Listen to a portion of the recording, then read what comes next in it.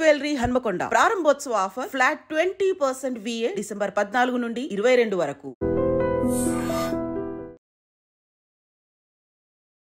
నమస్కారం, welcome to I dream.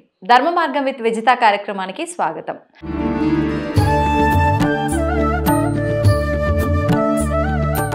అయితే ప్రస్తుత రోజుల్లో మనందరం కూడా చాలా మందిలో భక్తి అనేది పెరగటము, భక్తి అనేది నిజంగా దేవుడిపైన ఏ విధంగా ఉండాలో ఆ విధంగా అనేది కనిపిస్తోంది. మనందరం కూడా చూస్తున్నాము. చాలా రకాల ఆలయాల్లో పూజలు అని చెప్పి ఆలయ దర్శనాలకు ఎక్కువగా వెళ్తుండడము, హోమాలు, యజ్ఞాలు, యాగాలు ఇలాంటివన్నీ చేస్తూ ఉండడం, ఇలాంటివన్నీ కూడా చూస్తూ ఉన్నాం. అయినా సరే దాంతోపాటు ప్రస్తుతం అదేవిధంగా హింసలు, ప్రళయాలు, భూకంపాలు ఇలాంటి విపత్తులు కూడా చాలా రకాలుగా చూస్తున్నాం. అసలు ఎందుకు మరి ఇంత ఆధ్యాత్మికంగా మనం ముందుకు వెళ్తున్నా ఇలాంటి విపత్తులు రావడానికి కారణం ఏంటో ఇప్పుడు గురుగారితో మాట్లాడి తెలుసుకుందాం. ప్రస్తుతం మనతో పాటు ఉన్నారు. మనందరము ఎంతో ముద్దుగా TVRK మూర్తి అని చెప్పి పిలుచుకుంటాము, వారే విశ్వపతి గారు. ఇప్పుడు వారితో మాట్లాడి తెలుసుకుందాం. నమస్కారం అండి. నమస్కారం తల్లి. ఎలా ఉన్నారు? ఫైన్ అమ్మా, ఫైన్, బాగున్నాం. అయితే ప్రస్తుత రోజుల్లో చూసుకుంటే చాలా మందిలో భక్తి భావన అనేది పెరిగింది. అది మన కళ్ళ కట్టినట్టుగా తెలుస్తోంది. ఎక్కువగా ఇంత ముందు పోల్చుకుంటే ఎవడెళ్తాడులే అనుకునేటట్టుగా ఉండే జనం ఇప్పుడు ఆలయ దర్శనాలకు కూడా ఎక్కువగా వెళ్తున్నారు. ఎంత దూరం ఏంటి అనేది కూడా చూడకుండా. అదేవిధంగా పూజలు గాని, హోమాలు గాని ఎక్కువగా చేస్తున్నారు.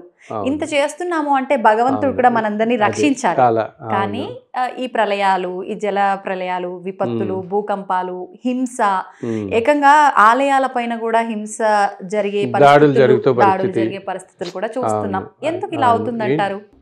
కరెక్టే. ఇంత ముందు కంటే ఇప్పుడు చూస్తే భక్తి బాగా ఎక్కువైంది. అసలు ఏ ఆలయంకి వెళ్ళినా మనకి ఎక్కడ దర్శనం లభించదు. అన్ని చోట్ల క్రికెట్లు ఆడుకుంటూ ఉంటాయి. విపరీతమైన జనం మనకి. ఒకప్పటికి ఇప్పటికీ మనం చూస్తున్నాం. మనం ఒక 30-40 ఏళ్ల క్రితం చూడనివి ఎన్నెన్నో అన్యాయాలు, దుర్మార్గాలు అండ్ ఈ క్రైమ్, మానభంగాలు, ఎంత హింస పెరిగిపోయింది బయట ప్రపంచంలో. అవినీతి పెరిగిపోయింది. ఎక్కడ అసలు ధర్మం అనేది ఉండట్లేదు. చాలా దారుణమైన పరిస్థితులు చూస్తున్నాం. నేచర్లో కూడా అనమాట. ఏంటి భూకంపాలు, మొన్నటి ఇందాక పెద్ద పెద్ద సైక్లోన్లు, ప్రళయాలను అంటున్నామే, ఇటువంటివి ఇలా రావటం, ఇవన్నీ కూడా ఎక్కువైపోయాయి బాగా మనకి. మళ్ళీ చూస్తే నీకు భక్తి అనేది విపరీతంగా పెరిగిపోయింది జనంలో. విపరీతంగా అసలు నువ్వు ఏ గుడికి వెళ్ళు, ఎక్కడికి వెళ్ళు జనమే.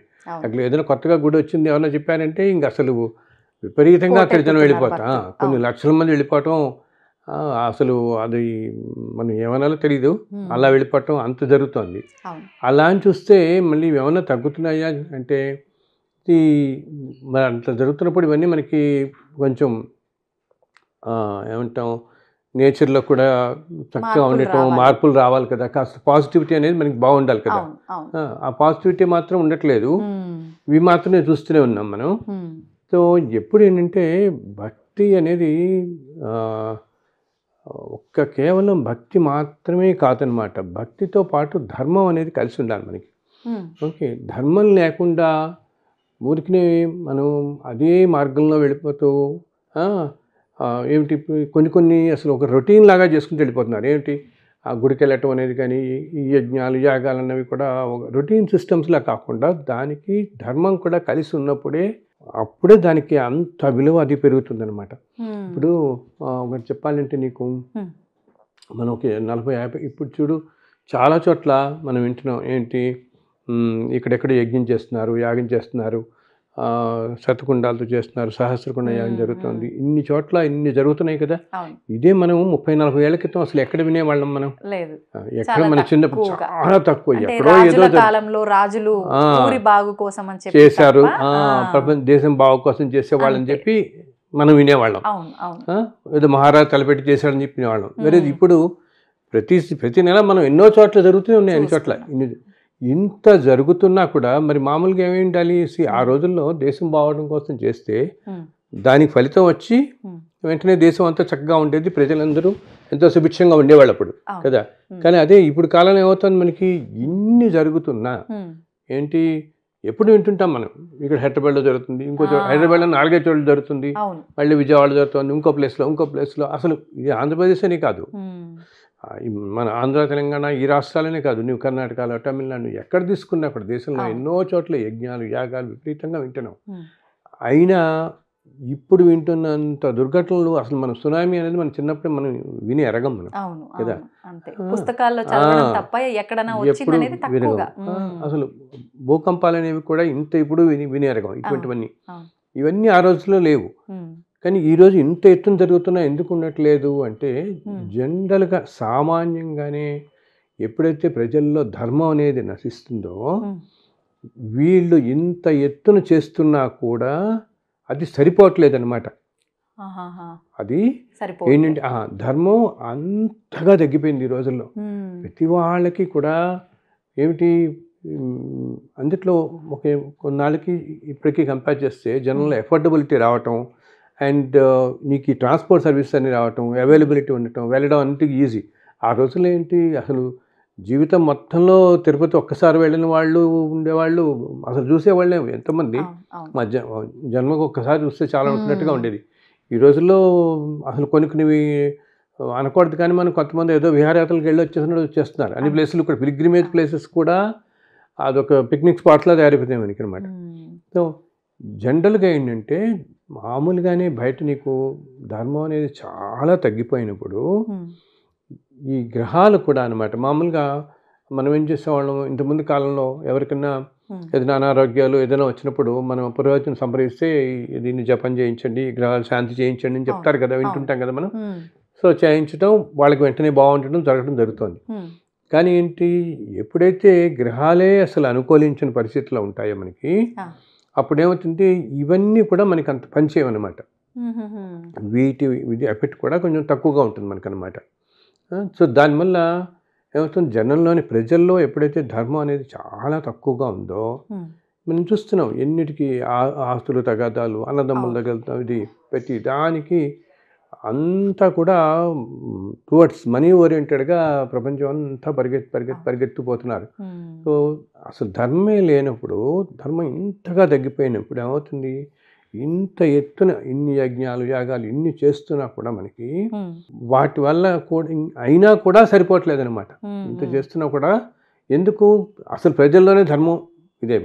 ప్రజలే కాకుండా ఏంటి సామాన్య ప్రజలు అంతే కాకుండా మహా పండితులు లాంటి వాళ్ళు, మనం అనకూడదు కానీ ఒక్కోసారి కొన్ని పీఠాధిపతులు లాంటి అన్నవాళ్ళు ఎంతో ధర్మం వాటిల్లో చాలా హయ్యెస్ట్ పొజిషన్స్లో ఉన్నవాళ్ళు కూడా కొన్ని ఏమంటాం ఈ లౌకిక పరంగా విషయాలు వాళ్ళు మాట్లాడటం కానీ ఈ వీటిల్లో నాకు ఒక ఆర్గనైజేషన్ ఉంది, ఏదో ధార్మిక ఆర్గనైజేషన్, ఈ ఆర్గనైజేషన్ ఇంకా పెరగాలి, ఇంకా పెంచుకుంటూ పోవాలి, ఇది ఒక తాపత్రయంలో పడిపోవటం అనమాట. లౌకిక ప్రపంచంలోకి పడిపోతూ వస్తున్నారు. ఇది మనకి 56 ఏళ్ల క్రితం ఇట్లా ఉండేది కాదు. అలాగా ఉండేటప్పటికి అసలు ధర్మం అనేది నలుగురికి చెప్పాల్సిన వాళ్ళు మంచి మార్గం వాళ్ళు కూడా ఒక్కోసారి అది ఎందుకు జరుగుతుంది ప్రస్తుతం ఈ ప్రపంచం అంతా ఒక టఫ్ సిచ్యుయేషన్లో ఉన్నాం అన్నమాట మనం. సో చాలా కష్టమైన పరిస్థితుల్లో ఉన్నాం. దానివల్ల ఇలా అవుతుంది అనమాట. మాట్లాడిన మనం ఈ కొద్దిసేపట్లో మీరు చాలా రకాలుగా ధర్మం ధర్మం ధర్మం అని మాట్లాడడం జరిగింది. అంటే మనం ఎన్ని పూజలు ఇంత భక్తితో చేసినా కూడా ఫలించట్లేదు అని అంటే మనం ధర్మ ప్రకారంగా చెయ్యట్లేదు కాబట్టి ఇలాంటి విపత్తులు జరుగుతున్నాయి అని చెప్పి. అయితే ఇప్పుడు ఈ మధ్య కాలంలో చూస్తే పెద్దవాళ్ళ దగ్గర నుంచి చిన్న చిన్న పురోహితుల స్థాయి ఉన్న వాళ్ళ వరకు కూడా ప్రతి ఒక్కరు ధర్మం గురించి మాట్లాడుతున్నారు. మామూలు జనాలకు ఏమైపోయింది అంటే అసలు ఏంటి ధర్మము, ఎవరికి తోచిన రకంగా వాళ్ళు చెప్తున్నారు, అసలు మేము ఏం పాటించాలి ఏం ఆచరించాలి, ఇంకా మాకు కొత్తగా ఒక క్వశ్చన్ మార్క్ లో పెట్టేస్తున్నారు అనే ఒక ఆలోచనలోకి వెళ్ళిపోయారు. అసలు ఏంటి గురుగారు ధర్మం అంటే? అవునమ్మా నువ్వు అన్నట్టు అందరూ అంటారు ప్రతి చోట ఇదే మాట్లాడుతున్నారు సార్, అందరూ ఇదే అంటున్నారు, ధర్మంగా ఉండండి ధర్మంగా ఉండండి, ఎవరు చెప్పినదే చెప్తున్నారు, ఎక్కడ మనకి ధర్మం కనపడుతోంది, ఎవరు ధర్మంగా ఉండట్లేదు ఇట్లా అంటుంటున్నారు. కానీ అసలు ఏమిటి నిజంగా ధర్మం అనేది ఏమిటి, ధర్మంగా ఉండటం అంటే ఏమిటి, ధర్మంగా ఉండటం వల్ల మన కష్టాలు తొలగిపోతాయా, ధర్మంగా ఉండటం వల్ల పుణ్యం వస్తుందా, అసలు ధర్మంగా ఉండటం వల్ల ఈ ప్రారంధ కర్మలు కూడా తొలగిపోతాయా, ధర్మంగా ఉండటం వల్ల మాకేమిటి ఎంత అది కనిపిస్తుందా అసలు అని చెప్పేసి అడుగుతున్నారు అనమాట. అండ్ అందరూ చెప్తున్నారు కానీ ధర్మంగా ఉండటం అంత తేలిక కాదు కదా, అండ్ ధర్మంగా ఉండటం అనేది ఎంతో కష్టమైన విషయం కదా అని చెప్పి అంటుంటారు. ఇందాక ఇప్పుడు నువ్వు అనుకున్నామే మనం ఇన్ని చోట యజ్ఞాలు జరుగుతున్నాయి, ఇన్ని జరుగుతున్నాయి, ఇవన్నీ కూడా అని చెప్పేసి. అయినా కూడా ఒకటి, వాళ్ళు చేస్తున్న చోట్ల ఎంతో నియమనిష్టలతో ఎంతో పద్ధతిగా వైదిక పరంగా అన్నీ జరుగుతున్నాయి, కాదంటలేదు, దాంట్లో మనం ఏమి కానీ అంత చేసినా కూడా ఇలా పరిస్థితి ఉందంటే మామూలుగా ప్రస్తుతం సృష్టి పరిస్థితే ఇంత ఇదిగా ఉందన్నమాట. ఏంటి, మనుషుల్లో విపరీతమైన ఈ కలి మాయ కప్పేసేసి అంత ఇప్పుడు ఏంటి, వీలున్నంత సంపాదించేసేయాలని. మనం ఈ బతుకుంటే 70-80 ఏళ్ళకి ఇన్ని 100 కోట్లు ఇంతంత అవసరం లేదు కదా తల్లి. దానికి ఇన్ని ఒక చిన్న జీవితం మనం ఉండేదానికి ఇంత ఇదేంటి, ఇంత అన్యాయంగా ఇలా మూట కట్టుకుంటూ పోతుంటే వీళ్ళు గ్రహించింది ఏంటంటే, ఇప్పుడు సపోజ్ ఇలా నువ్వు ఎంతో అన్యాయం చేసి చాలామందికి ఏంటి ఈ రోజుల్లో ధనం మీద, పదవుల మీద ఇదే వ్యామోహం పోతుంది. సామాన్యుల దగ్గర నుంచి చాలా పెద్ద పొజిషన్స్లో. అసలు ఎవరైతే నలుగురికి ధర్మం గురించి, వ్యామోహాల గురించి చెప్పాలో వాళ్ళు కూడా వీటిలో పడిపోతున్నారు, ఆ వ్యామోహాలు పడిపోతున్నారు. అండ్ అలాగే ఎంతో బ్రాడ్గా అందరు దేవతలు ఒకటే నాయన, అన్ని సృష్టి మొత్తానికి దేవతల మధ్య అసలు భేదమే లేదు, అందరూ శివుని పూజించిన, విష్ణువుని పూజించిన, అమ్మవారి పూజించిన, ఒక లక్ష్మీదేవినైనా, సరస్వతి, పార్వతి ఎవరిని పూజించినా అన్నీ వెళ్ళేది ఒకటే దేవతకే అని బ్రాడ్గా చెప్పాల్సిన వాళ్ళు కూడా లేదు, మీరు ఈ దేవతని పూజించండి, ఆ దేవతని పూజించి మీకు కష్టాలు వస్తాయి, అసలు ఆ దేవత గురించి మీరు కష్టాలనే కూడా కాదు, అసలు ఆ దేవతని మీరు ఆ మాట కూడా ఎత్తద్దు, ఇట్లా రకరకాలుగా ఉండటం. అంటే ఒక పరంపరలో పూజిస్తున్న వాళ్ళు ఇంకొక దేవత గురించి అసలు మాట్లాడొద్దని, ఆ పేరు కూడా ఎత్తొద్దని అంటున్నారు. యాక్చువల్గా మనం సామాన్యుల విషయంలో అయితే వేరు. మీరు ఎప్పుడైతే ఒక మంచి ఆధ్యాత్మికంగా కానీ, భక్తిజనంలో కానీ, భక్తి మార్గంలో ఒక చాలా ఉన్నతమైన స్థాయిలో ఉన్నప్పుడు ప్రజలందరూ మన ప్రతి మాట మన జాగ్రత్తగా చూస్తారు. సో ఎంతో బ్రాడ్గా మనం చెప్పాలి కానీ మనుషులకి ఇలాగా వాళ్ళకి పరస్పర భేదం వచ్చేసి మళ్ళీ అసలు దీని మీద ఈ సిస్టమ్ మీద నమ్మకం పోయేలాగా మనం తీసుకురాకూడదు. అలాగే అసలు చెప్తాను, ఇప్పుడు నువ్వు ఒక ధర్మం అనేది ఏంటి, మనం అందరం ధర్మంగా ఉండటం అంటే అన్నిటికంటే తేలిక అవతల మనిషిని ఏంటి, ఏది మనకి ఎవరైనా ఓ మాట మాట్లాడితే మనకు కష్టం అనిపిస్తుందో, ఒకటి ఏదైనా మనకి చేస్తే మనకు కష్టం అనిపిస్తుందో అది మనం ఇంకోళ్ళకి చేయకపోవటమే అన్నిటికంటే ధర్మం, ఉత్తమమైన ధర్మం అని ఒక శ్లోకం చెప్తారనమాట. మహాభారతంలో ఉంటుంది. ఎవరైతే వరలే అవి అనరించిన అని వేరే వాళ్ళు మనకి ఏ చేస్తే మన కష్టం అనుకుంటాం అది నువ్వు ఇంకోళ్ళు చేయకుండా ఉండటం పరాయణము పరమ ధర్మములకు వెళ్ళను, అన్ని ధర్మాల కంటే ఉత్తమమైన ధర్మం అది అని. సో ఈ రోజుల్లో ఏంటి, మనం అందరూ పరుషంగా మాట్లాడేవాళ్ళే, అందరూ విసుక్కునే వాళ్ళే. పొద్దున్న లేస్తే ఇప్పుడు నువ్వు ఒక చోట యజ్ఞం జరుగుతూ ఉంటుంది, ఆ యజ్ఞం చేస్తున్న చోట తర్వాత అవుతున్న తర్వాత అయిపోగానే కాసేపేటప్పటికి వాళ్ళు అందరినీ ఒకళ్ళనొకళ్ళు అడుచుకోవటం, వీళ్ళని విసుక్కోవటం, వాళ్ళని విసుక్కోవడం చేస్తున్నారు. అది మనం ప్రవచనానికి గడతాం, మన వాళ్ళు చక్కగా కూర్చుంటారు, చాలా బాగుంది, ఎంతో గొప్పగా చెప్పారు అంతా అనుకుంటారు. ఇంటికి రాగానే కొడుకుని విసుక్కోవడం, తల్లిని విసుక్కోవడం, తల్లిని విసుక్కోవడం, అత్తగారిని విసుక్కోవడం, ఇవన్నీ మామూలే కదా. సో ఎందుకు విసుక్కోవటం అని అంటున్నానంటే, ఎప్పుడు కూడా శబ్దానికి హయ్యెస్ట్ పవర్ ఉంటుందమ్మా. ఎప్పుడు మనం నెగిటివిటీ అనేది మనం ఎప్పుడైతే తెచ్చుకుంటున్నామో అది యూనివర్స్ మొత్తం ఉంటుంది ఎఫెక్ట్ దానివల్ల.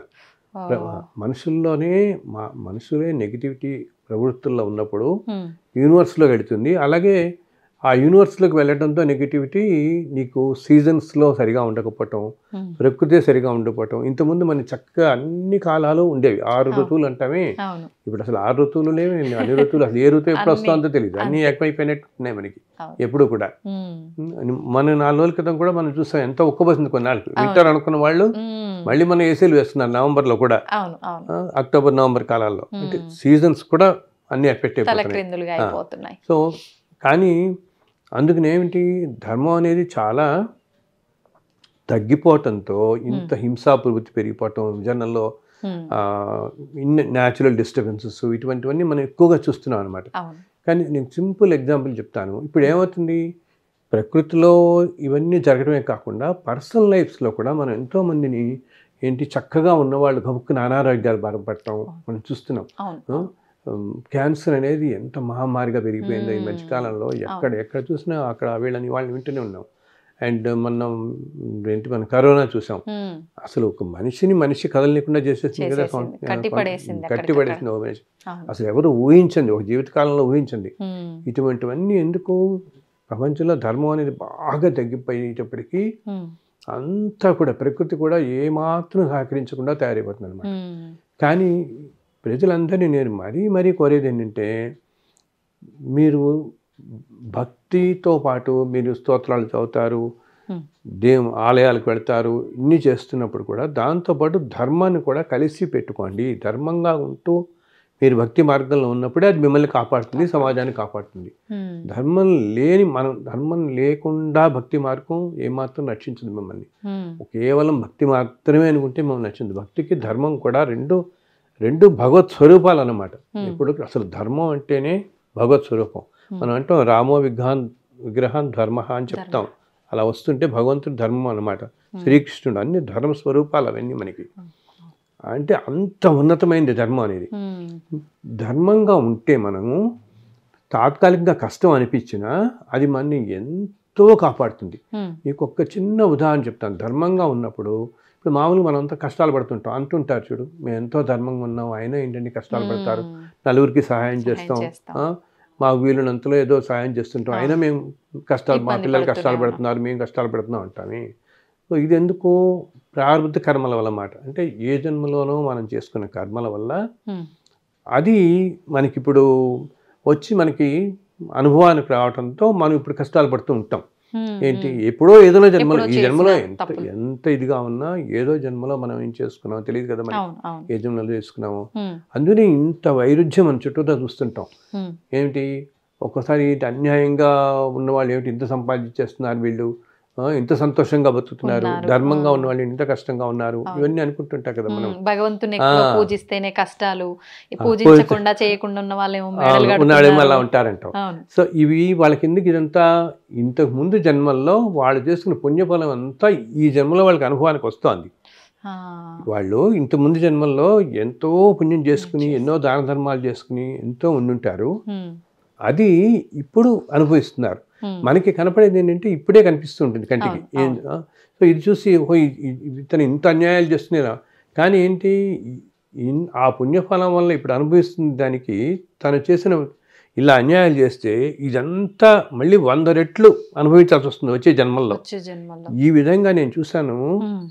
ఇప్పుడు మామూలుగా మనం చూస్తాం చూడు, ఏంటి ఆఫ్రికా దేశాలలో చాలా దారుణమైన పరిస్థితులు ఉంటాయి. వాళ్ళకి అసలు తిండి ఉండదు, తిప్పి ఉండదు. మన ఫోటోల్లో కూడా చూస్తుంటాం ఎంత దారుణంగా ఉంటారు అక్కడ వాళ్ళు. అసలు పాపం అసలు రోజుల తరబడి ఏమి లేకుండా చాలా దారుణం ఇబ్బంది పడుతుంటారు. ఏంటంటే ఇప్పుడు మనం ఎదుర్కొంటా ఎంతో అన్యాయాలు చేస్తున్న వాళ్ళు ఇంటి అన్యాయం ఇలాగే ఉంటే, కానీ ఇలా ఉంటే ఇంత అన్యాయం చేస్తూ ఉంటే తర్వాత జన్మలు అటువంటి జన్మలు వస్తాయి. తినడానికి తిండి లేక, కట్టుకోవడానికి లేక, ఉండడానికి నిలవడానికి లేక ఎన్నెన్నో కష్టమైన పరిస్థితులు. అటువంటి జన్మలు అక్కడ ఆఫ్రికానే కాదు, మన ఎదుర్కొన్నా కూడా మనం చూస్తుంటాం. ఎన్నో కష్టాలు పడుతున్నాం, తినడానికి కూడా తెలియదు. ప్రతి మనిషి ఇలా ఉండటం కూడా ఎంత బ్లెస్సింగ్ అని భగవంతుడికి ఎప్పుడు, అసలు భగవంతుడికి మనం ఎప్పుడు ఆ గ్రేట్ఫుల్నెస్ ఉండాలి మనకి. ఏంటి, అసలు మనం కృతజ్ఞత, ఆ కృతజ్ఞతా భావం అనేది ప్రతి జీవికి మనిషికి ఉండాలి మనకి. ప్రతి మనిషి నాకు ఇది లేదు అది లేదు అని అహంకారం అనుకుంటాడే కానీ ఉన్న వాటికి ఏమిటి అని సంతోషించాడు.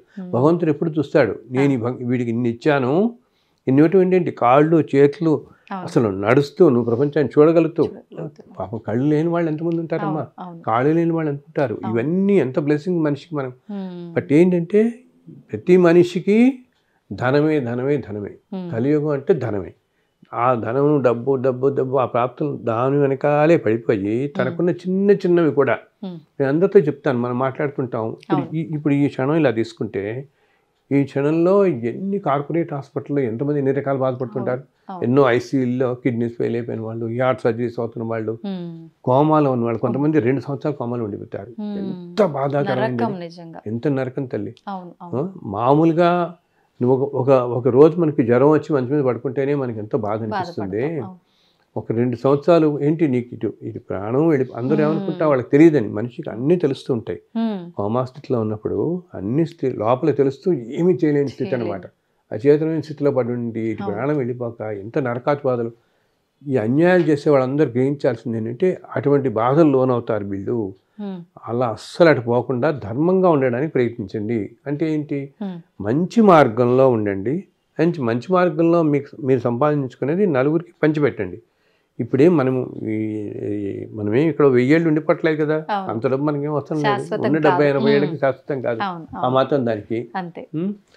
అలా ఉన్నప్పుడు ఇట్లా అలా చేసే ధర్మం అన్ని ఎప్పటికీ మనని కాపాడుతుంటుంది. అదే మనకి మన తర్వాత మన పిల్లలకి అందరినీ కాపాడుతుంటుంది.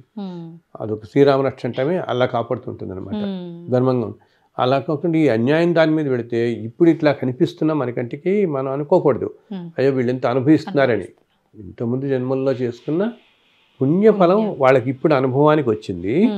బట్ ఇప్పుడు చేస్తున్న ఈ పాపం అంతా కూడా తర్వాత జన్మల్లో వాళ్ళు పూర్తిగా అనుభవించి తీరుతారు, తప్పకుండా అనుభవించి తీరుతారు అనమాట. ధర్మం కూడా నీకు ఒక చిన్న ఎగ్జాంపుల్ చెప్తాను. అంటారు ఏంటి సార్ మేము ఇప్పుడు ఇన్ని పూజలు చేస్తున్నాం ఇన్ని చేస్తున్నాం అయినా మా కష్టాలు పోవట్లేదు ఏమిటి అంటారు. ఇందాక దీనికి కారణం కూడా ఇందాక చెప్పాను నేను.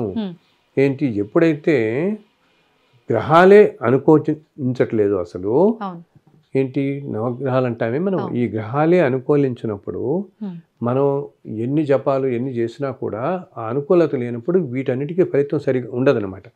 అయితే మనం ఏది కాపాడుతుంది, వీటిలన్నిటికంటే మించింది భగవంతుని మీద భక్తితో పాటు ధర్మంగా నిలిస్తే మాత్రం అది మిమ్మల్ని రక్షిస్తుంది.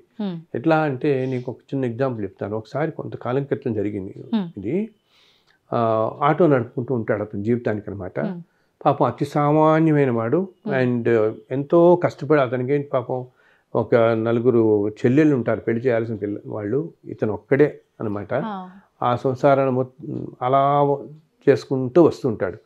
రోజు ఇతని భార్య పొద్దున ఆటో నడపడానికి వెళ్తాడు కదా, వెళ్ళేటప్పుడు అతనికి ఒక అన్నం మూట అది కొంచెం కట్టిస్తుంది. అతను మధ్యాహ్నం అయిన తర్వాత కాసేపు అయిన తర్వాత అతనికి ఏంటి వచ్చే ప్రతి రూపాయి అవసరమే కదా తల్లి.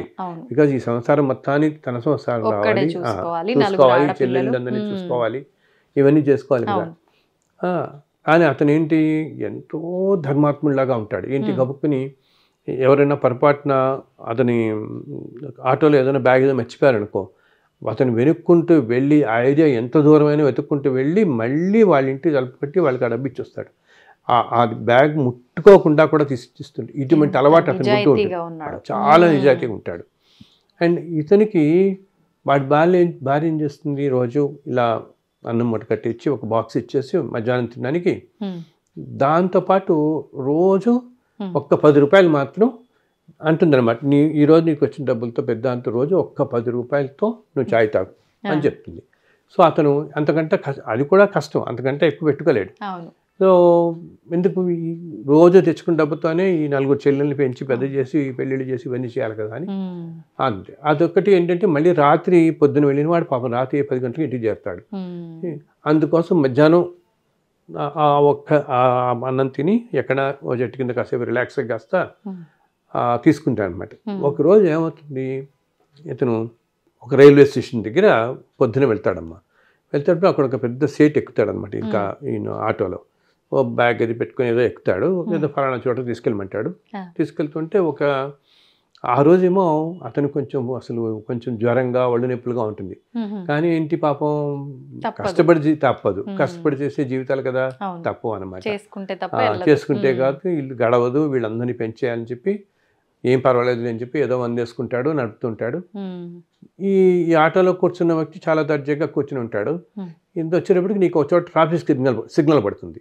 ట్రాఫిక్ సిగ్నల్ పడగానే ఒక ముసలి అబ్బనమాట వణుకుతూ వచ్చి నాయన అతను ఆ సేట్జీని అడుగుతుంది, నేను అన్నం తిని 4 రోజులైంది, కనీసం చాయ్ పైసలు ఇదండి అని అడిగితే ఆ సేట్జీ విపరీతంగా విసుక్కుంటాడు. లే కూర్చునే అని చెప్పేదో అంటాడు, గట్టిగా అంటాడనమాట. అది ఇతను వింటాడు కదా, ఇతను వెంటనే పిలిచి ఇన్ఫ్యాక్ట్ ఆ సేట్జీ దగ్గర అతను వెంటనే ఏం చేస్తాడు, ఈ ఆటో నడుపు అతను పిల్లాడు ఆమెను పిలిచి తను ఛాయ్ కోసం పెట్టుకుంటాడు చూసావా, ఆ 10 రూపాయలు తీసి ఆమెకి ఇచ్చేస్తాడు. అమ్మ నువ్వు తాయి, నువ్వు ఛాయ్ తాగు, పర్వాలేదు, ఏం పర్వాలేదు. తనకి కష్టం ఏంటి, ఆల్రెడీ ఒంట్లో బాగాలేదు, ఏదో వేసుకుంటూ వచ్చి రాయితే హాయిగా ఉండి మళ్ళీ రాత్రి పెద్దాకా నడుపుకోవాలి తను.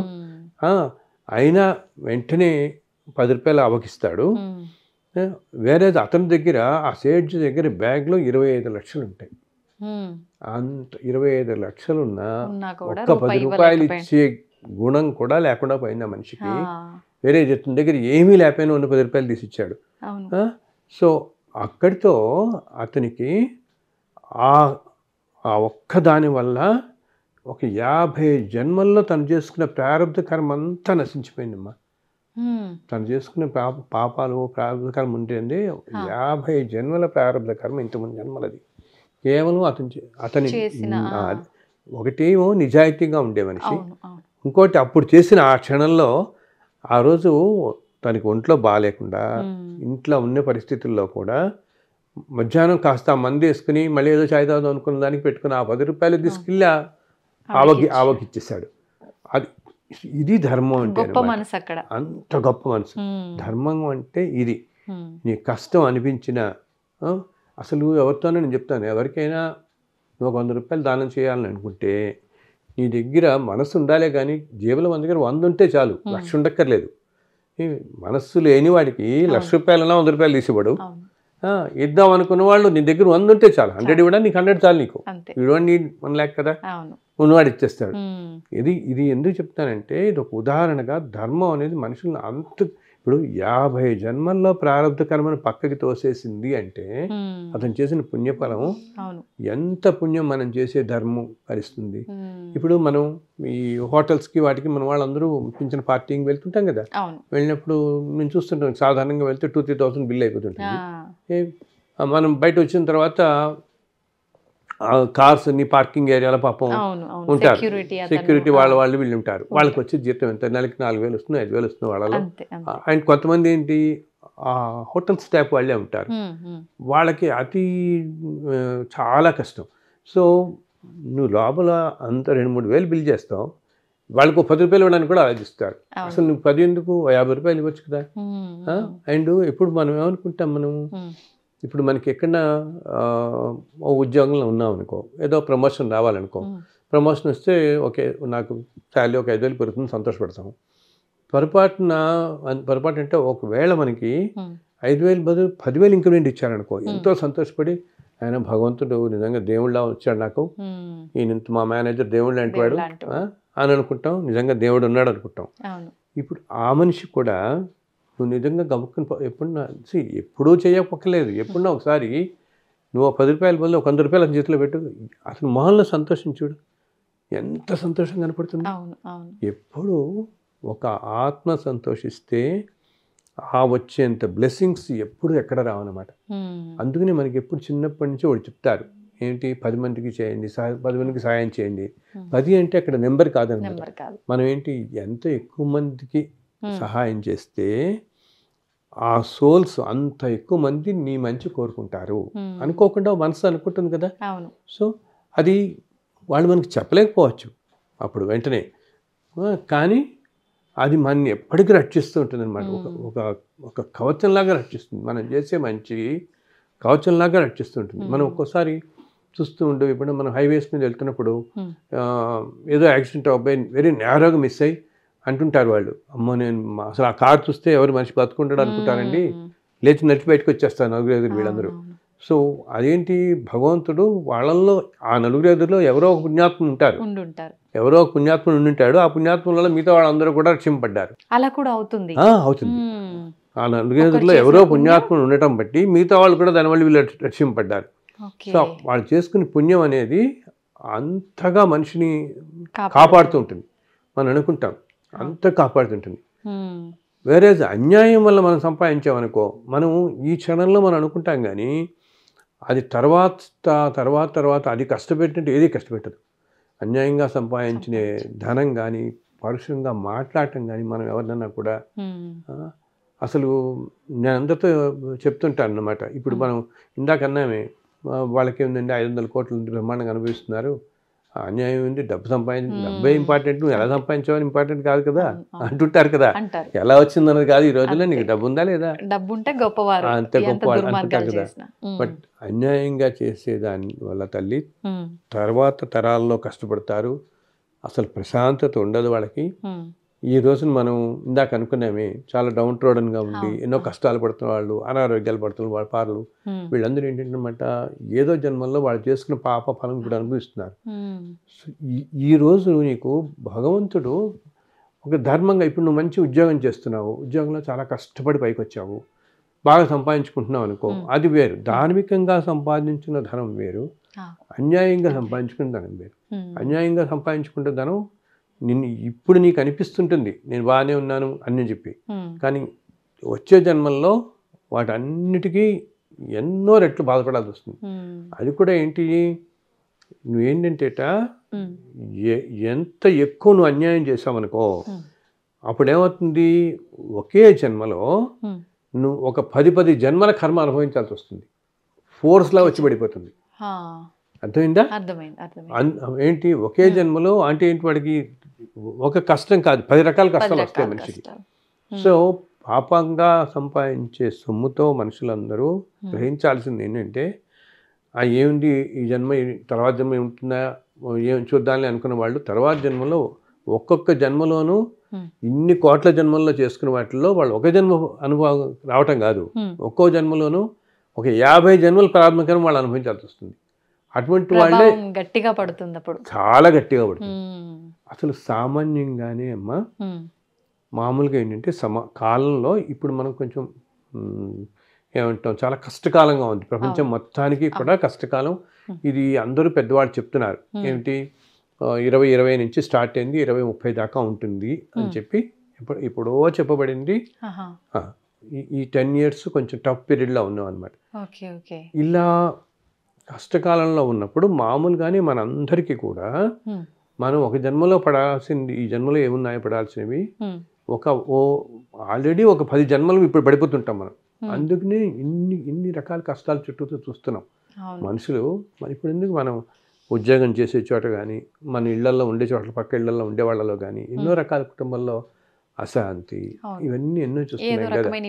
ఏదో రకమైన ఇబ్బందులు, వివాహం చేసుకున్న తర్వాత ఏదో ఇద్దరికి కుదరకపోవటం, ఎన్నెన్నో రకాలు, ఇవన్నీ కష్టాలు అనేవి ఎక్కువగా కనపడుతున్నాయి మనకి, ఇప్పుడు బాగా వస్తున్నాయి. ఎందుకు ఇది, కాలం బాగా లేకపోవడంతో ఎక్కువ అనిపిస్తారు. సో ఈ అనుభవం ఈ అన్యాయంగా ఉండద్దు అని అందుకని చెప్తున్నాను వీళ్ళందరికీ. ఇంకొకటి, ఇప్పుడు నువ్వు అందరూ వీళ్ళు ఇందాక చెప్పాను నేను, ఇంత అన్యాయంగా సంపాదించిన డబ్బుతో తర్వాత జన్మల్లో ఎంతో కష్టతరమైన లైఫ్ రావటమే కాదు, వాళ్ళు మళ్ళీ ఇదే చూస్తారు కూడా. ఇప్పుడు నేను ఆ మధ్య ఒకసారి చూశాను, ఒక చాలా ఏమంటాము, చాలా రిచ్ అనమాట, చాలా డబ్బు సంపాదించాడు అన్యాయంగా అంతా అనమాట. అతను పెద్ద బిల్డింగ్ కూడా కట్టుకున్నాడు ఆ డబ్బుతో, అంతా అన్యాయంగా సంపాదించిన డబ్బుతో కట్టుకున్నాడు కదా. దానివల్ల ఆ తర్వాత జన్మలో ఒక 20 సంవత్సరాల క్రితం మరణించాడు. ఈ తర్వాత జన్మలో ఆ చుట్టుపక్కలే ఆ ఇంటి నుంచి దాదాపు ఒక మైల్ దూరం, 1 కిలోమీటర్ దూరంలో ఒక మునికాలు ప్రవహిస్తూ ఒక స్లమ్ ఏరియా ఉంటుందండి. ఆ స్లమ్ ఏరియాలో పుట్టాడు తను. మళ్ళీ పుట్టి చాలా దారుణమైన హీనమైన స్థితిలో ఉంటూ ఇప్పుడు 20 ఏళ్ళకి వచ్చి తిండి లేక అడుక్కుంటూ ఎప్పుడైతే తను ఇల్లు కట్టుకున్నాడో అంత బ్రహ్మాండంగా ఆ ఇంటి కాంపౌండ్ చుట్టూ అటు ఇటు తిరుగుతున్నాడు. తెలియదు తనకి, ఎలా తెలుస్తుంది, ఏ జన్మతో ఆ జన్మతో పోతుంది కదా. చూసావు నీకు ఎంత కష్టతరమైన పరిస్థితి వచ్చిందో. ఇంత ముందు జన్మలో నువ్వు అన్యాయంగా ఇంత ప్యాలెస్ లాంటిది ఉన్నా వెంటనే ఇటువంటిది వెంటనే నువ్వు చూస్తున్నావు. ఏంటి, నీ ప్రదేశంలోనే పుట్టి తినడానికి కూడా తినలేని పరిస్థితిలో ఈరోజు ఉన్నావు. ఎందుకు ఇది, అన్యాయంగా సంపాదించడం వల్ల. ఇటువంటి జీవితం ఎన్నాళ్ళు ఉంటుంది, ఇంకొక 50 జన్మలు ఇటువంటివే వస్తాయి, న్యాయంగా సంపాదించావు కాబట్టి. అదే మనం న్యాయంగా సంపాదించి మంచి పనులు చేసామనుకో, కొంతమందికి ఎలా ఉంటుందంటే, ఆ మధ్య నా దగ్గరకు ఒక ఆయన వచ్చారనమాట. వాళ్ళ తాతగారు చాలా కష్టపడి ఎంతో హానెస్ట్గా ఉండి ఒక మంచి స్కూల్ అది పెట్టి పిల్లలందరూ చదివిస్తూ ఉండేవారు.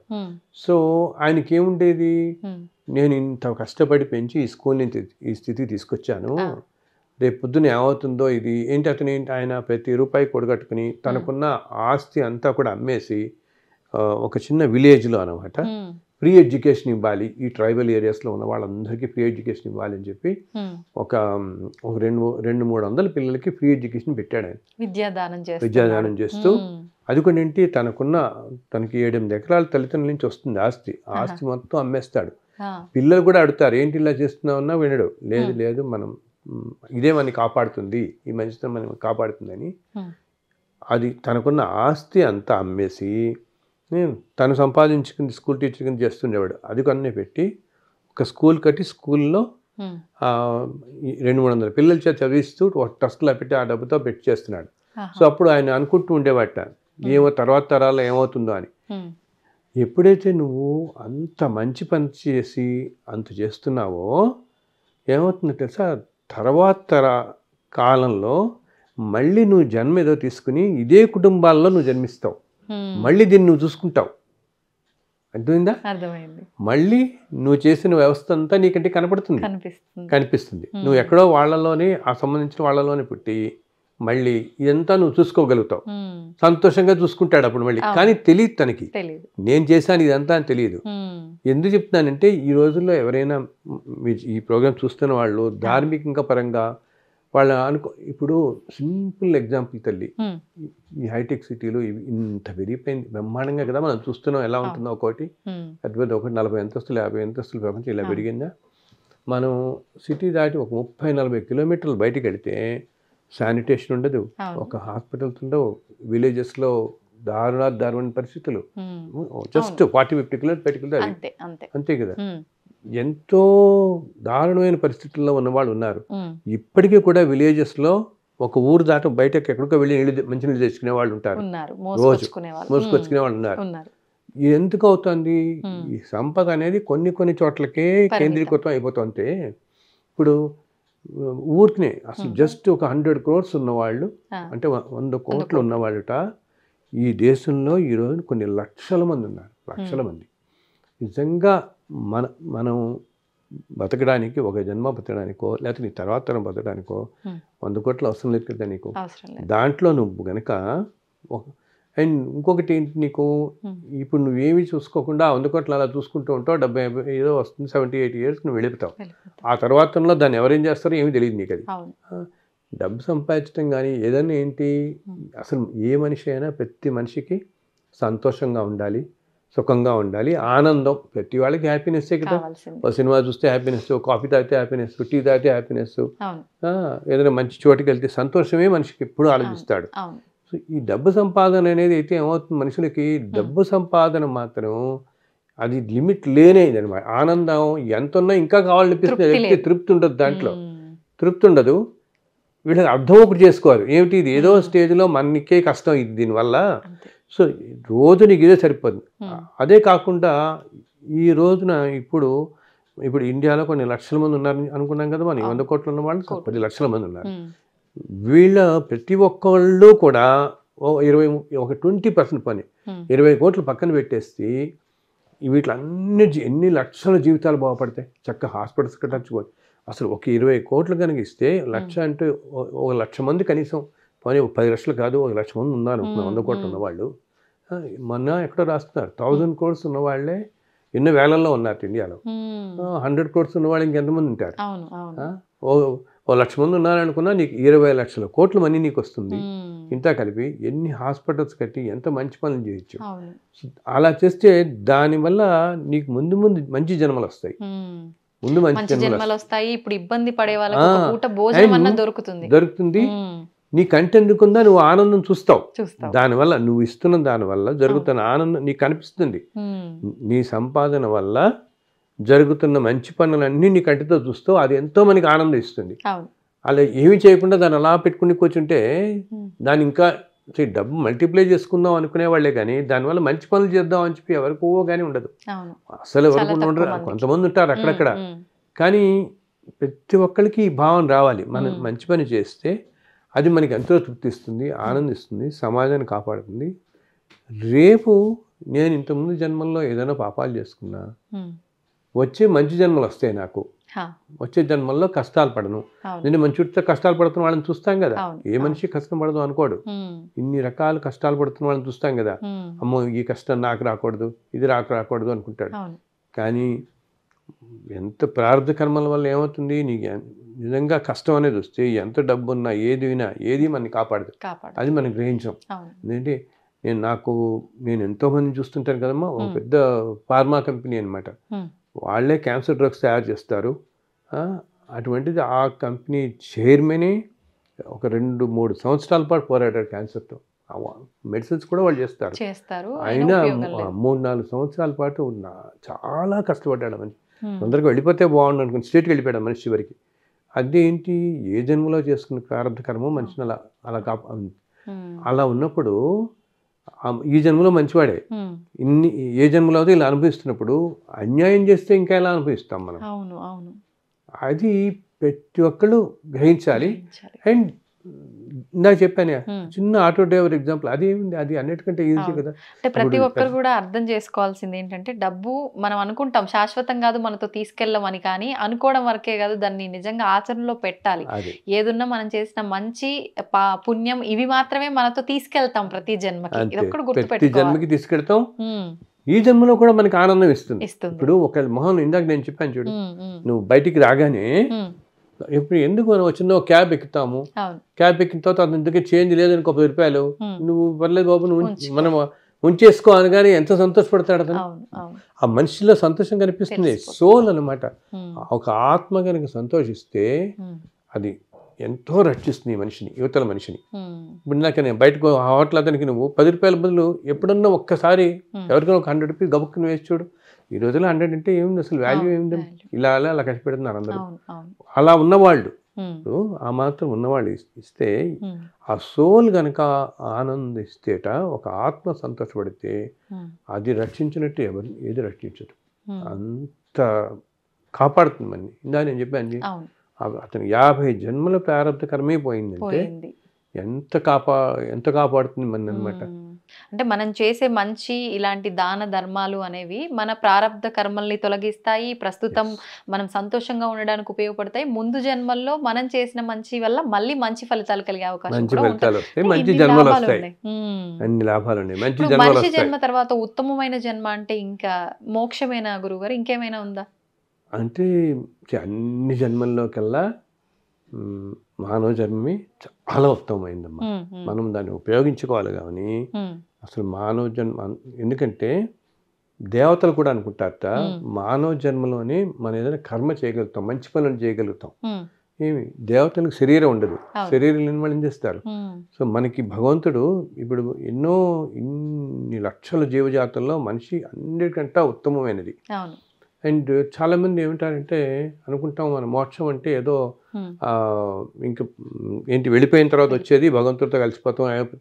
మోక్షం అనేది బతుకున్నప్పుడే నువ్వు అనుభవించగలగాలి. ఎప్పుడు అన్నిటితో డిటాచ్డ్గా ఉంటే, మన పని మనం చేసుకుంటూ నీ ధర్మం నువ్వు ఆచరిస్తూ. భగవద్గీతలో కూడా అదే చెప్తాడు కదా భగవంతుడు. మన ధర్మం మోక్షం అనేది ఏదో అందరూ అనుకుంటారంటే మోక్షం ముక్తి పొందటం ఇవన్నీ అంటే అదేదో చనిపోయిన తర్వాత వచ్చేది అనుకుంటారు. చనిపోయిన తర్వాత కాదు, బతుకున్నప్పుడే నువ్వు అనుభవిస్తే అంతకు మించిన ఆనందం లేదు. మోక్షం అంటే చాలా ఆనందం, అదే కదా మన నమ్మకం. అంత మన అందరం అదే కదా, మోక్షం అనేది ఎంతో ఆనందం ఇచ్చేది మోక్షం, ముక్తి ఇవన్నీ అంటుంటాం. మన కష్టాల నుంచి విముక్తి పొందడాన్ని మనం ఆనందం అనుకో. అది మరణించడం తర్వాత అని కాదు, మనం బతుకున్నప్పుడే ఆ స్థితిని పొందగలగాలి. ఆ స్థితిని ఎప్పుడు పొందుతాం? ఎప్పుడైతే మనం మనం ధర్మంగా బతుకుతూ మన పని మనం చేసుకుంటూ, అలాగే ఇప్పుడు మనకి మన తల్లిదండ్రులు, మన పిల్లలు, మన చుట్టుపక్కల వాళ్ళని ఎవరిని పరుషంగా ఏమి అనకుండా, అండ్ జరుగుతున్న ప్రతిదీ ఏదో జన్మలో నేను చేసుకున్న కర్మకి కారణం ఇది. ఇప్పుడు ఒకటే కడుపును పుట్టిన పిల్లలు 4 రకాలుగా పెడుతుంది వాళ్ళ జీవితం, అంతే కదా. మనం చూస్తాం తల్లిదండ్రులు 4 పిల్లల కంటే ఒకళ్ళు మంచి చదువు వస్తుంది, ఒకళ్ళు సరిగా రాదు, ఒకళ్ళ ఆలోచన ఒకలా ఉంటుంది, ఒకడు ఎంతో దయాగుణంగా ఉంటాడు, ఒకడేమో చాలా పరుషంగా మాట్లాడేవాడు ఒకడు ఉంటాడు. 4 రకాలుగా పోతారు పొందుతారు. మనం అందరం సాధారణంగా అనుకుంటాం ఇదేంటి వీడు మన ఇంట్లోనే పుట్టి మనమే పెంచాం, వీళ్ళు ఒకటి ఇలా ఉన్నాడు ఒకటి ఇలా ఉన్నాడు అని. ఇదంతా ఏంటి ఇలా ఒక్కొక్కళ్ళు ఒక్కొక్కలా ఉండడానికి ఇంత వైరుధ్యానికి కారణం వీళ్ళకి. ఇన్ని రకాలుగా వీళ్ళందరూ ఉండడానికి ఒక్కొక్క రకంగా ఒక్కొక్కరు ఈ నలుగురు రావడానికి కారణం ఈ మనకి ఇంతకుముందు జన్మల్లో అన్నమాట. ఎక్కడో ఏదో జన్మలో మనకి వాళ్ళతో ఉన్న బంధం ఏదుంటుందో ఆ బంధం వలన వాడు మనకి కొడుకో కూతురో ఏదో అవుతారు. అర్థమైందా? అది ఓన్లీ బయోలాజికల్ బాండ్ అంతే. మనకి కొడుకు కింద కూతురు కింద వచ్చాడంటే కేవలం ఆ బంధంతో వస్తున్నాడు తప్పితే ఆ జీవి ట్రావెల్ అతనిదే. ఓకే, అతను ఏదో జన్మలో ఏం పుణ్యం చేసుకున్నాడో ఏ పాపం చేసుకున్నాడో అది ఇప్పుడు అనుభవిస్తూనే ఉంటాడు. అందుకని నువ్వు ఎంత వద్దనుకున్నా చూడు, ఎంత చదువు చెప్పిద్దామని వీడికి చదువు రావట్లేదు అంటారు. అంటూ మనం వింటుంటాం ఇవన్నీ. ఎంత చెప్పిద్దాం, నాకు ఇంత డబ్బు ఉంది, ఏమిటి వీడిని ఎక్కడ పడితే అక్కడ నేను చేర్పించగలను, కానీ వీడు చదవనంటున్నాడు, చదవట్లేదు, మొండిగా ఉన్నాడు, వింటామే. ఎందుకది? బికాస్ అతని సోల్ ట్రావెల్ అతనిదే అనమాట. అది మనం ఏమి అస్సలు నిర్దేశించలేం. సంబంధించిన కర్మలన్నీ అంతే తను తీర్చుకుంటాడు.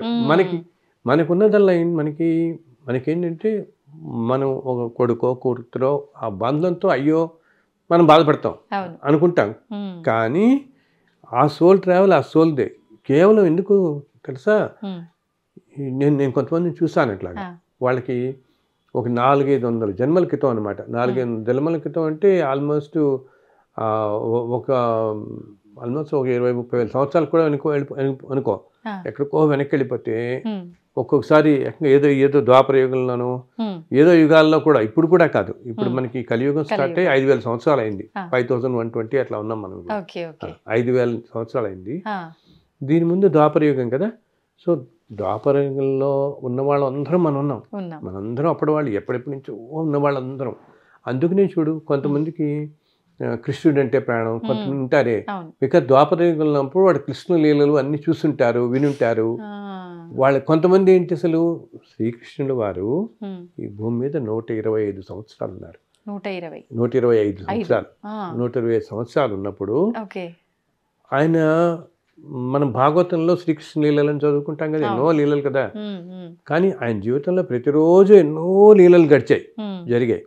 సో ఆయన జీవించినంత కాలం ఎంతో మంది ఆయన చూస్తుంటారు కదా. ఆయన సాక్షాత్ శ్రీకృష్ణుడు అంటే పరమాత్మ నారాయణుని కదా. సో కొంతమందికి ఏంటంటే ఆ రూపం ఆ భగవంతుడి అలా ఉండిపోయి ఈ జన్మలో అంత అట్రాక్ట్ అయిపోతారు కృష్ణుడికి. కొంతమంది చూడు, మా కృష్ణుడు అంటే చాలా ప్రాణం అండి అంటుంటారు కదా. సో ఇంకో కృష్ణుని పక్కన పెట్టుకున్నావు కదా నువ్వు. సో కన్నయ్య అంత ప్రాణం. ఎందుకంటే మేబీ బహుశా నువ్వు అన్ని జన్మల క్రితం బహుశా నువ్వు కృష్ణుడిని చూస్తుంటావు ఆ జన్మలో. అందుకని అది ఆ సోల్కి తెలుస్తుంది. సోల్కి ఏంటంటే ఆత్మకి అన్నీ తెలుస్తాయి, కానీ సోల్ మన మైండ్కి చెప్తున్నది మనకి అర్థం కాదు. ఏం చెప్తుంది అనేది మాత్రం మనకి మైండ్ చెప్తుంది, మనకి అర్థం కాదు. Soul will know everything. అందుకనే చూడు, నీకు కొన్ని చోట్లకి నీకు వెళదాం అనిపిస్తుంది, కొన్ని చోట్ల హ్యాపీగా ఫీల్ అవుతావు, కొంతమంది దగ్గర కొన్ని ప్రదేశాల్లో బాగుంటుంది అనిపిస్తుంది. ఇంకా సోల్ గ్రహిస్తుంది. ఒక్కోసారి మనం చూడు, ఏదో ప్రదేశానికి వెళ్తే అక్కడి నుంచి రాబుద్ది కాదు మనకి. ఎందుకంటే ఏదో జన్మలో మనకి అక్కడ ఏదో ఉంటుంది అసోసియేషన్, దాంతో ఆ ప్లేస్తోనో ఆ మనుషులతోనూ. కొంతమందిని చూసినా కూడా ఎక్కడ చూసినట్టు ఎంతో దగ్గర వాళ్ళలా అనిపిస్తారు మనకి. సో ఏదో అది సోల్కి అర్థం అవుతుంది. But mind in the human body ఏంటి, మైండ్ ఎప్పుడు లాజిక్ ఆలోచిస్తుంది. ఇది ఇట్లా కదా, అది ఇట్లా కదా, 100 లాజిక్లు పెట్టుకునేటప్పటికి నీకు రియాలిటీ ట్రూత్ అనేది పోతుంది, అసలు సత్యం పోతుంది. సో అందువల్ల నేను చెప్పేది సో ఏదో ఒక జన్మలో సపోజ్ మన పక్కింట్లో ఒకళ్ళు ఉంటారు, మనకి ఎంతో సాన్నిహిత్యంగా ఉంటాము. సో అప్పుడప్పుడు వింటుంటాం, సరే నువ్వు నా తమ్ముడైతే బాగుండేది, చక్కగా మనం ఒకటే. ఇప్పుడు తర్వాత ఎవరి దాన్ని వాళ్ళు వెళ్ళిపోతారు, వీళ్ళ ఉద్యోగాలు వాళ్ళు. అప్పుడు అనిపిస్తుంది కదా, అయ్యో నువ్వు కలిసి ఉంటే వాళ్ళని బాగుంటాం, అన్నదమ్ములు అయితే బాగుండేది ఇట్లా అనుకుంటామే. ఆ బాండ్ సోల్ టు సోల్ ఎక్కువ ఉన్నప్పుడు ఆ తర్వాత ఎప్పుడో జన్మల్లో వాడు మనకి కొడుకో కూతురో భార్యో భర్త అవుతాడు. ఆ సోల్ కొన్ని కనెక్ట్తో ఆ బంధం. ఎందుకు ఆ రోజుల్లో నువ్వు అంతగా మనిషి అంటే ఇష్టపడ్డావు, మనతో కలిసి ఉండాలని మనం అనుకున్నాం కాబట్టి ఆ మనిషి ఏదో విధంగా మనకు దగ్గర అవుతాడు. కానీ అది ఎప్పుడో సపోజ్ చెప్పానుగా ఒక 400 జన్మల క్రితం ఎప్పుడు అయిందనుకో, ఆ తర్వాత జన్మలన్నీ వాడు ఎక్కడెక్కడో పుట్టుంటాడు, ఏదో ఉద్యోగాలు చేశాడు, ఏదో విధంగా బతుకుంటాడు, ఏదో రకరకాల రీతుల్లో జీవించుంటాడు కదా. సో అన్ని రీతుల్లో జీవిస్తున్నప్పుడు ఆ బాండ్ వల్ల, ఆ బంధం వల్ల నీకు కొడుకు అయ్యాడు. కానీ మళ్ళీ వాడి జీవితం ఎలా గడుస్తున్నది మనకు సంబంధం లేదు. వాడి జీవితం మొత్తం ఈ మధ్యలో ఈ 4-5 జన్మల్లో వాడేం చేసుకున్నాడు, అంతకుముందు అంత జన్మల్లో ఏం చేసుకున్నాడు బట్టి ఆ మనిషి జీవితం అంతా వెళుతుంటుంది. సో నేను ఈ మోక్షం అనే దగ్గర నుంచి వస్తాం మనం. ఇదంతా ఎందుకు చెప్తున్నాను ఇదంటే, మనం ఎప్పుడైతే వేటి మీద మోహం పెట్టుకోమో, ఏంటి ఈ కొడుకు ఇట్లా అయ్యాడు, కూతురు ఇట్లా అయ్యాడు, నేను డబ్బు సంపాదించలేకపోతున్నాను, వీడు ఇట్లా ఉన్నాడు, దేని మీద అటాచ్మెంట్ పెట్టుకోవద్దు. ఇప్పుడు జరుగుతున్నదంతా మనం ఏదో జన్మలో చేసుకున్నది వల్ల మనం అనుభవిస్తున్నాము. అందుకని ప్రతి అంటాం చూడు, నెక్స్ట్ మినిట్ మనకు తెలియదు అంటుంటాం కదా, వింటుంటాం ప్రతి చోట. వచ్చేది ఏమిటి, రేపేం జరుగుతుందో మనకు తెలియదు. ఇవన్నీ ఏంటి, ఇంతకుముందు జన్మల్లో ఉన్నదంతా. అందుకని మనం ఒక చోట ఉద్యోగం చేస్తాం, ఇంకో చోటకి వెళ్తాం, ఇంకోళ్ళని కలుస్తాం, ఇంకో జీవితం. ఇదంతా కూడా పూర్వజన్మలు దాన్ని బట్టి గడుస్తుంటుంది. సో జరుగుతున్నదంతా కూడా ఏదో మనం ఏదో జన్మలో చేస్తుంది జరుగుతుంది అని, ఈ జన్మలో ధర్మంగా ఉండాలి. ధర్మంగా ఉంటూ మనకు ఎవరైనా ఒకరు అన్యాయం చేశారనో, ఏదో అన్యాయం చేశారనుకో, ఏమో ఏ జన్మలో నువ్వు ఆ మనిషికి ఏం చేసాము తెలియదు కదా, అదేదో తీర్చుకుంటున్నాడేమో ఇప్పుడు మనం. అందుకని మనం ఆ మనిషి ద్వారా మనం బాధపడుతున్నామేమో. సో ఒక వ్యక్తిని ఎవరినన్నా ఏదో జన్మలో మనం బాధ పెట్టుంటే, ఆ వ్యక్తి మళ్ళీ ఎప్పుడో ఒక తర్వాత అది ఆ రుణం తీరుతుంది, మనకి అది తీరాలి. అందుకని ఆ వ్యక్తి ద్వారా మనం బాధపడతాం. అందుకని మనకి జరుగుతున్నవన్నీ కూడా ప్రతి దాంట్లో ఈ ఫిలాసఫీనే అనుకోవాలి. ఇది ఇందుకు, ఇది అంతేగాని నేను అనవసరంగా కోపం తెచ్చుకోవడం, నేను 4 మాటలు అంటాం కానీ అలా అదేదో తామరకు మీద నీటి పొట్టు అంటారు. ఇదంతా చెప్పినంత తేలిక కాదు, అస్సలు కాదు చెప్పినంత తేలిక. ఎందుకంటే ఇప్పుడు మనం చెప్పటం ఏమిటి, ఇది 1000 సంవత్సరాలుగా ఎప్పటి నుంచో మహర్షుల దగ్గర నుంచి ఆదిశంకరాచార్య దగ్గర నుంచి అందరూ చెప్తూనే ఉన్నారు. నిజంగా దానివల్లే మారేటటువంటి సమాజం ఇలా ఉండేది కాదు ఈరోజు. కానీ ప్రయత్నం అనేది మనం మొదలుపెట్టి చిన్న చిన్న విషయాల్లో మొదలు పెడితే ఏమవుతుంది, ఈ జన్మలో చిన్న చిన్న విషయాలు మొదలు పెడితే ఇలా వెళ్ళి ముందు జన్మలో ఇంకొంచెం ఎక్కువ చేస్తాం, ఆ తర్వాత జన్మలో ఇంకొంచెం ఎక్కువ చేస్తాం. అసలు ఈ జన్మలో ఒక బిగినింగ్ పెట్టుకుంటే మనం కొంచెం ఓకే. నాతో అంటుంటారు, మీరు అప్పుడప్పుడు మన వాళ్ళు అంటారు, మీరు ఇంత చెప్తున్నారండి, ధర్మంగా ఉండండి, సంయమనంగా ఉండండి అని. నా వల్ల అంత అవ్వట్లేదండి, ఏదో ప్రయత్నిస్తున్నానండి, ఈజీ కాదండి, ప్రయత్నిస్తున్నాను, అప్పుడప్పుడు ఉంటున్నానంటే నేను చెప్తాను, చాలా సంతోషం తల్లి, అప్పుడప్పుడు ఉండటం చాలు, ఈ జన్మకి చాలు. అప్పుడప్పుడు ఉంటే అసలంటూ సోల్కి ఆ ఆలోచన ఉంటుంది కదా, మనం సంయమనంగా ఉండాలి, గబుక్కుని ఎవరిని ఏది అనకూడదు మనం. ఇది ముందు జన్మ ఇంకా ఆత్మ ఇప్పుడు క్యారీ చేస్తుంది. ముందు జన్మలో ఇదే ఆలోచనలు వెళ్తాయి నీకు, మళ్ళీ ఆలోచనలు వెళ్ళి ముందు జన్మలో ఇంకొంచెం రిఫార్మ్ అవుతాం. అలా ఈ రోజున మనం ఎవరినైతే సొసైటీలో మహానుభావులుగా చెప్పుకుంటున్నామో, చాలా ధర్మాత్ములండి, ఆయన ఎవరిని ఒక మాట అనడు, ఎంతో ధర్మంగా ఉంటాడంటే, వీళ్ళు ఎన్నో జన్మల్లో సాధన చేసి ఉంటారు. ఇలా సాధన చేసి ఈరోజు మన కంటికి ఈ స్థితిలో కనపడుతున్నారు. అర్థమైందా?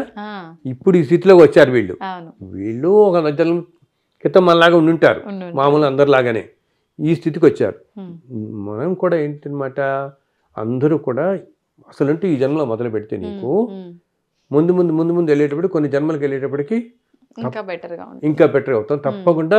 ఇప్పుడు మనం వీళ్ళని చూసి ఎలా అనుకో, అమ్మ ఆయన ఎంత ధర్మాత్ముడిగా ఉంటాడండి, ఎప్పుడు ఏ పుణ్యం చేశాడో, ఎంత ధర్మాత్ముడు అనుకుంటామే, అలా మనం అనుకుంటాం. అసలు ఇలా ఇప్పుడు మన ఇద్దరు ఇలా మాట్లాడుకుంటున్నామా, ధర్మం గురించి మాట్లాడుకోవాలంటే 4 మాటలు అయినా కూడా కనీసం నువ్వు ఒక 100 జన్మల్లో పుణ్యం చేస్తుంటే కానీ ఇటువంటి ఆలోచనలు కూడా రావటం మనుషులకి. మాట్లాడుకోవాలని, దాని గురించి వివరంగా కాస్త మాట్లాడుకోవటం, ఆ ఆలోచన మన మనసుకి రావటం. ఇప్పుడు ఒక థాట్ అనేదే భగవదత్తం కదా. ఆలోచన మనకి ఒక మాట ఎలా మాట్లాడతాం, మన ఇంట్లోకి ఏదో ఒక ఆలోచనే మాట రూపంలో నోట్లోకి బయటకు వస్తుంది. ఈ ఆలోచన ఎలా వస్తుంది, పూర్వజన్మ ఫలం వల్లే, పూర్వజన్మ కర్మల వల్లే మన ఆలోచన వస్తుంది అంతే. ఇప్పుడు ఏదో చెడ్డ పని చేస్తున్నాడు ఒకటి అనుకో, వాడు చెడ్డ పని ఎందుకు చేస్తాడు, పూర్వజన్మ కర్మఫలం వాడిని ఆ పని చేయనిస్తుంది, ఆ దారిలో పోతాం మనము. అందరూ ఏంటంటే అందరూ అంటారు ప్రారంభ కర్మ మన వెనకాల రాదు, మన ముందు వస్తుందిట. మనం పూర్వజన్మల్లో ఏం చేసుకున్నామో ఆ కర్మను అనుసరించి మనం పోతాం. ఏదైనా చెడ్డ పని చేసామనుకో, అదే థాట్స్ వస్తాయి, మంచి ఆలోచనలు ఎప్పుడు వస్తాయి మనకి, మనం చేసుకున్న పుణ్యం వల్లే మంచి మంచి ఆలోచన, మంచి పని చేద్దాము, మంచి మాట మాట్లాడదాం. ఇప్పుడు ఇవన్నీ ఇలా మనం మాట్లాడుకుంటున్నామంటే ఏదో జన్మలో పుణ్యం చేసుకుంటాం, అప్పుడే మనకి మంచి ఆలోచనలు వస్తాయి. సో ఇది ఈ జన్మలో అసలు అంటూ మొదలు పెడితే అందరూ, మనం వింటున్న వాళ్ళందరూ మన వాళ్ళు చెప్తున్నాను, మొదలు పెడితే ముందు ముందు జన్మల్లో మీరు ఇంకా రిఫార్మ్ అవుతారు. అంతేకాకుండా ఇంకా రిఫార్మ్ అవుతారు. ఇప్పుడు మనం అంటున్నా వీళ్ళందరిలాగా చూడగలుగుతాం. ఈ మోక్షము, ముక్తి ఇవన్నీ ఏంటి, ఇలాగా ధర్మంగా ఉంటూ ఇటువంటి వాటి అన్నిటికీ అయ్యో ఇది ఇప్పుడు మన పిల్లలు ఇలా ఉన్నారు, నా జీవితం ఇలా గడుస్తుందంటే ఏమో ఏ జన్మలో నేను ఏం చేసుకుంటున్నాను అనుకుని ఈ జన్మలో మంచి చేస్తూ, అయితే ఏంటి మంచి చేస్తున్నప్పుడు కూడా ఇది నేను చేస్తున్నాను అనే అహంకారం రాకూడదు మళ్ళీ. ఇప్పుడు నాకు ఒక క్యాపబిలిటీ ఉంది, ఓకే నాకు నేను ఇంత ఉంది, నేను ఏదో 10,000 దానం చేయగలుగుతాను అని చెప్పి అహంకారం రాకూడదు. ఎప్పుడైతే నువ్వు నేను దానం చేస్తున్నాను, ఇచ్చాము అని ఆ ఫీలింగ్ నువ్వు తెచ్చుకుంటే ఏమవుతుందో తెలుసా, అలా అనుకోవటం వల్ల ఆ పుణ్యఫలం నీకు పడి దానికోసం కొన్ని వందల జన్మలు ఎత్తాల్సి వస్తుంది మళ్ళీ. అందుని ఏది చేస్తున్నా కృష్ణార్పణం అని మన వాళ్ళు అంటూనేవాడు చిన్నప్పుడు, కృష్ణార్పణం అనుకుని చేయమని. ఇది దీంట్లో నిమిత్తం మాత్రం నాకు లేదు,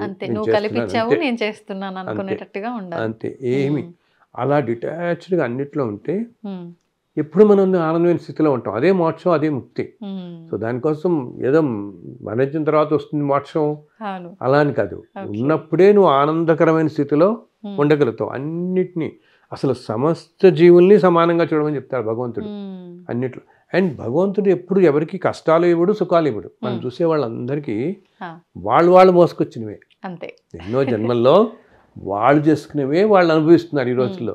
మనం వాళ్ళు అమ్మో వీళ్ళు సినిమా స్టార్లు అయ్యారు, వాళ్ళు క్రికెట్ ప్లేయర్లు అయ్యారు, వీళ్ళు ఎంత సంపాదించారు, ఇవన్నీ చూసి అనుకుంటామే.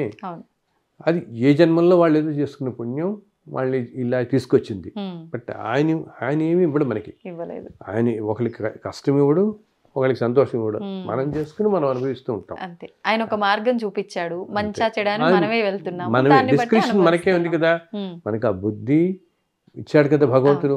మిగతా జంతువులకి ఎవరికి లేని మనిషికి ఇచ్చింది బుద్ధి. ఆ బుద్ధితో విచక్షణ జ్ఞానం ఉంటాం. ఇది చెడు అని తెలుసు ప్రతి వ్యక్తికి, ఇది చెడు ఇది మంచి ఈ రెండు తెలుసు. ఏదో చెడు వంకే ఎక్కువ ఎందుకు పోతుంది, ఇందా చెప్పాను ప్రారంభ కర్మలు. ఆ కర్మలో ఇంతకుముందు జన్మలో ఏదో చేసుకునే పాపం నేను చెడుదే పట్టుకుపోదాం అని చూస్తుంటుంది. అది కానికుండా లేదు, మంచి కష్టమైనా సరే మనం మంచి దారిలో వెళ్ళాలి అనుకుని అదే దారిలో మనం వెళితే అప్పుడు సంతోషంగా ఉండగలుగుతాం. అండ్ ముందు ఇంకా బాగుంటుంది. అండ్ అసలు ఎస్పెషల్లీ తల్లి నేను చెప్తాను చూడు, ఒక 40-50 ఏళ్ల క్రితానికి ఇప్పటికీ సమాజమే ఎంతో మారిపోయింది. అవును కదా. ఒక చిన్న మన చిన్నప్పటి రోజుల్లో కూడా మనం చూసాం, అంతా విలేజ్ బేస్డ్గా ఉండేది. పల్లెటూళ్ళు జీవితాలు, వ్యవసాయ ఆధారం కుటుంబాలు, ఆ తర్వాత చిన్న పోస్ట్ ఆఫీసులు, ఇలాగే ఏదో స్కూల్ టీచర్లు, ఈ ఉద్యోగాలే. ఇప్పుడు ఉన్నట్టు నీకు ఇన్ని రకాల ఈ సాఫ్ట్వేర్ రంగం అను, ఇదను అదను, టెక్నాలజీ ఇన్ని వచ్చేసి ఇన్ని రకాల ఉద్యోగాలు లేవు. అసలు మొట్టమొదటి రోజుల్లో అందరూ అసలు ఎన్నో ఆ రోజుల్లో విలేజెస్లో నీకు 6 గంటలకి ఊరంతా నిద్రపోయినట్టు ఉండేది. ఇప్పుడు 6 గంటలకి తెల్లారుతున్నట్టు ఉంటుంది ఇక్కడ అందరికీ. పగలు లేదు, రాత్రి లేదు. అసలు మనం హ్యూమన్ సిస్టంలో కూడా తల్లి బయోలాజికల్ క్లాక్ మనకి పగలకి రాత్రికి దానికి తగ్గట్టుగా ఉంటుంది. అందుకని ఇంత ఇల్లు హెల్త్ ఇవన్నీ. రాత్రి అయ్యేటప్పుడు మనిషి నిద్రపోవాలి మనం. అది ఇప్పుడు ఎక్కడ జరుగుతుంది ఉద్యోగాల వల్ల, రాత్రి 10, 2, 1 ఇన్ని మార్పులు. దానివల్ల ఏమవుతుంది, దానివల్ల మన ఆలోచనలో మనం తీసుకునే ఆహారం, మనం చేసే ఉద్యోగం, మన జీవనం దాన్ని బట్టి మన ఆలోచన కూడా ప్రభావం అయిపోయి శరీరం మీద పడుతుంది, అనేక రకాల వ్యాధుల మీద పడుతున్నాం మనం. ఈ రోజునే మనం టెక్నాలజీ ఇలా వచ్చాము. ఒక 5 సంవత్సరాల క్రితం మనం ఊహించుకోనమని ఇప్పుడు చూస్తున్నాం. ఒక 20 సంవత్సరాల క్రితం, 10 సంవత్సరాల క్రితం, 5 సంవత్సరాల క్రితం చూడండి టెక్నాలజీ అంతా ఇప్పుడు వచ్చింది కదా. అసలు ఇంకో 5 ఏళ్ళకి ఎక్కడికి వెళ్తుంది కూడా మనం ఊహించుకోలేం. అసలు ఇప్పుడు మనం చూడు, ఈ రోజుల్లో అసలు క్యాష్ ఎవరు క్యారీ చేయట్లేదు. ఏమన్నా అంటే నొక్కేస్తున్నారు, ఫోన్పే జీపే. అసలు ఊహించాం మనం?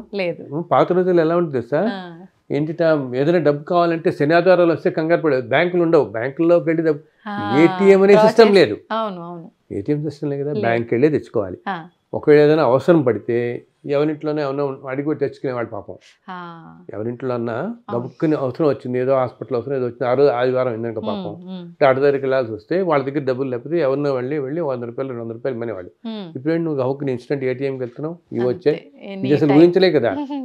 సో ముందు ఇంకా ఎన్ని ఊహించడానికి జరుగుతాయో ముందు మనకు తెలియదు. అవన్నీ మంచికైతే పర్వాలేదు జరిగేవి. అండ్ ప్రతిదానితో రెండు ఉంటాయి. ఇప్పుడు టెక్నాలజీతో ఇది చెడు ఉంటుంది, ఇది మంచి ఉంటుంది కదా. దాన్ని ఎలా ఉపయోగించుకుంటావు అన్నది మన చేతులు పెట్టుకుంటుంది. సో ముందు ఇలా అవుతున్న కొద్దీ ఏమవుతుంది నీకు, ఇవన్నీ అవుతున్న కొద్దీ మనుషులకి ఫిజికల్ కంఫర్ట్స్ వస్తున్నాయి, మనకి ఏసీలు వస్తున్నాయి, కార్లు వస్తున్నాయి, కదలకుండా అన్ని జరుగుతున్నాయి, కానీ మెంటల్ స్ట్రెస్ ఎక్కువైపోతుంది, మనుషులు విపరీతమైన స్ట్రెస్ ఎక్కువవుతుంది. ఆ స్ట్రెస్ మనం పడకుండా ఉండాలంటే ఇటువంటివి అలవాటు చేసుకోవాలి. చిన్న చిన్న అన్నమాట, ఏదో నలుగురికి ధర్మం చేయటం, దానం చేయటం, కాస్త మంచి పనులు చేయటం, మంచి ఆలోచనలు పెట్టుకోవటం, అది దానివల్ల ఈ స్ట్రెస్ తగ్గుతుంది. కాస్త స్ట్రెస్ మనకి తగ్గుతుంది. ఎందుకంటే అసలు లేకుండా చేయలేం, బికాజ్ ఈ టెక్నాలజీలోకి వచ్చేసాం మనం ఇప్పుడు. కాబట్టి ఇప్పుడు ఎస్పెషల్లీ ఇప్పుడు 25-30sలో ఉన్న వాళ్ళు అది బాగా గ్రహించాలి. ముందు ఇంకా ఎలా ఉండబోతోంది ప్రపంచం అనేది ఊహించలేము అసలు మనం. ఇప్పుడే ఇలా ఉంది, 5 ఏళ్ళకి ఎలా ఉంటుంది, 10 ఏళ్ళకి ఎలా ఉంటుంది, ఇంకా ఎంత వస్తుంది టెక్నాలజీలో, ఇంకా ఎంత ఫాస్ట్ పేస్డ్ లైఫ్లు వచ్చేస్తాయి, గ్రహించలేదు. కాబట్టి దాని తగ్గట్టు కొంచెం మనం తగ్గించుకుని ఉండాలి మనం కాస్త. సో అది అందుకని ఏంటంటే వీళ్ళు ఇప్పుడున్న వాళ్ళు ఈ సంయమనం, అందరికీ నేను చెప్తా, సంయమనంగా పాటించండి, ఆవేశం తెచ్చుకోకండి. ప్రతి వాళ్ళకి గబుక్కుని విసుగు వచ్చేస్తుంది కదా, ఇంటాలరెన్స్, దేనికైనా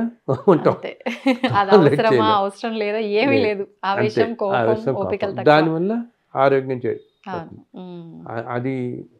అది చాలా అవసరం అని చెప్తున్నాను అందరికీ. ముందు మీకు ఇంకా అవసరం నాయన, ఇప్పుడు జనరేషన్లో ఉన్న వాళ్ళకి ఇంకా ఎక్కువ అవసరం, కాబట్టి అది పాటించండి, అలా ఉండండి అని చెప్తున్నాను. నిజంగా మీరు చెప్పిన విషయాలు ప్రతి ఒక్కరికి చాలా ఉపయోగపడే విషయాలు గురుగారు. ఇప్పుడు ప్రతి యువతరానికి ఇప్పుడు వచ్చే వాళ్ళకి నిజంగా ఏదైతే మనం మిస్ అవుతున్నామో, దేనివల్ల మనం ఇంకా ఇబ్బందుల్లో పడుతున్నామో ఆ విషయాలే చాలా చక్కగా వివరించారు, అందరికీ అర్థమయ్యేటట్టు. ధన్యవాదాలు. చాలా సంతోషం తల్లి, చాలా సంతోషం.